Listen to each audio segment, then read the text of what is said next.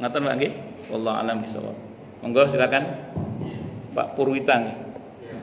Nggih monggo.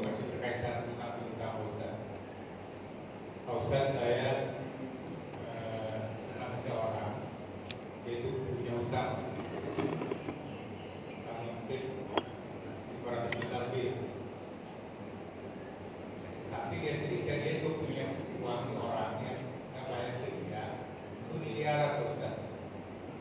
Jadi dia punya utang, tapi dia itu ada utang orang.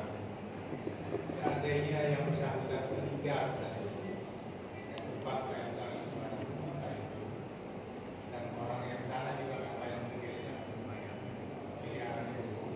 di akhirat hitung-hitungannya gimana Pak?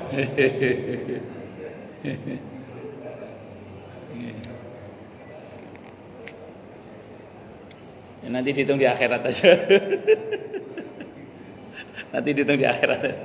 Tapi yang pasti begini Pak, soal orang lain ke kita itu kita nggak bisa kontrol Pak. Saya ulang ya, soal orang lain ke kita itu kita nggak bisa kontrol. Dah itu terserah mereka, dah itu terserah mereka dengan Allah. Kita yang penting sekarang ini, nah ini kitanya ke orang lain yang punya hutang itu kan tanggung jawab kita Pak. Kalau orang lain ke kita nggak bisa tuntut Pak. Sekarang kitanya ke orang lain itu, disinilah pentingnya kesungguhan Pak. Sehingga dalam Sahih Bukhari itu dikatakan begini Pak.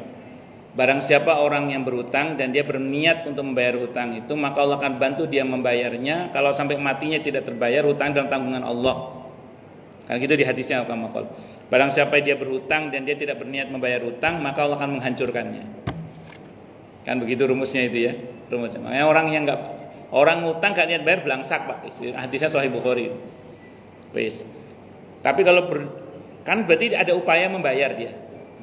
Andai kan sampai meninggalnya nggak terbayar, itu dalam tanggungan Allah. Nanti Allah yang punya hitung-hitungan sendiri sehingga pokoknya dia bebas nanti di akhirat. Tapi dengan catatan dia berusaha Pak. Nah, berusaha itu diwujudkan dalam bentuk kesungguhan termasuk pesan kepada keluarganya. Nanti kalau bapak mati tolong bapak punya utang sama dia. Jual harta warisan bapak sebagian untuk bayar utang itu. Atau kalau kalian sanggup tagih di bapak ini supaya untuk bayar utang bapak. Wasiatkan itu. Tuangkan dalam tulisan sebagai bentuk kesungguhan. Atau paling enggak ngomong lah, paling enggak ngomong.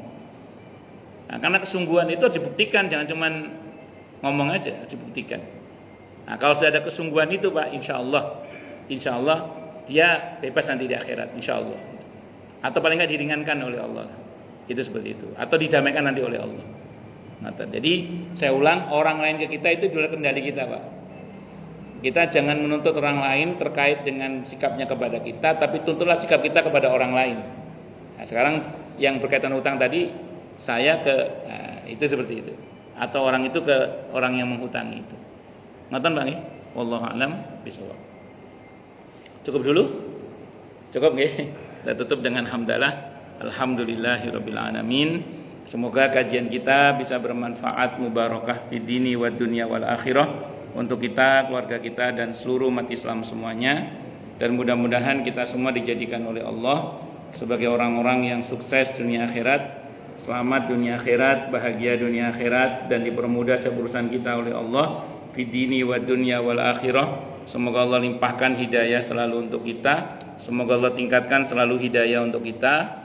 Dan semoga Allah berikan hidayah untuk siapapun yang melihat kita. Subhanakallahumma bihamdika asyhadu an la ilaha illa anta astaghfiruka wa atubu ilaik. Sallallahu alaihi Muhammad wa ala alihi wasallam. Saya mohon maaf. Wassalamualaikum warahmatullahi wabarakatuh.